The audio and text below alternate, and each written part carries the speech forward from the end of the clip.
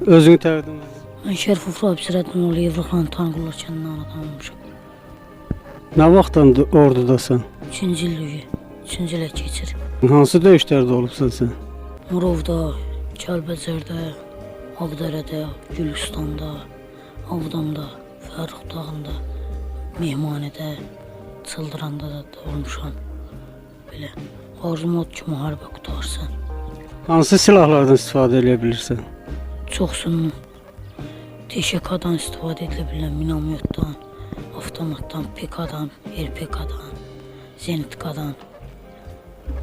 Biz eşitdik ki, sən kəşfiyyatla da məşğul olsan, kəşfiyyata da gedirsən. Hansı kəşfiyyat əməliyyatlarında iştirak edirsən?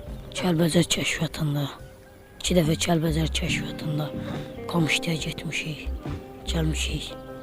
O elə artilleriya vaid oranı almağa getmişdik. Neçə yaşın var sənin? 16 Neçə ildir döyüşürsən? ildir, 3-cü ilə keçir. Arzun nədir? Nə olmaq istəyirsən? Vayen komandirçası.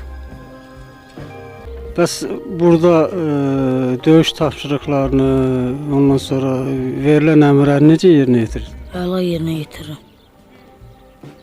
Vaxtı-vaxtında. Vaxtı-vaxtında belə yerinə yetirirəm. Peki komandir öz əskəri haqqında bir neçə söz de. Sıravi əskər Şərifov haqqında nə demək olar? Hamı kimi, balaca kişi kimi necə lazımdır həmişə özünü göstərib, həmişə də tapşırıqları vaxtı-vaxtında yerinə yetirir.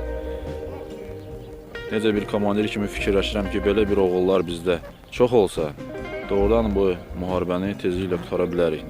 Bu adam 3 ildir burada vuruşur, özü də saydı, hansı döyüş zonalarında olub.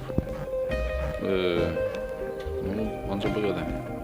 Müharibədən yayınanlar var, yəni ordudan yayınanlar var, alverlə məşğul olanlar var, küçələrdə gəzənlər var. Onlara sözün nə olardı sən? Onlara sözüm odur ki, gəlsinlər, əllərini silah götürsünlər, vətən qorusunlar.